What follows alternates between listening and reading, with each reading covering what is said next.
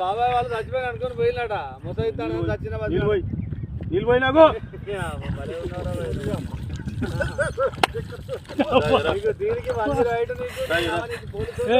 ఎందుకు పన్న వాళ్ళ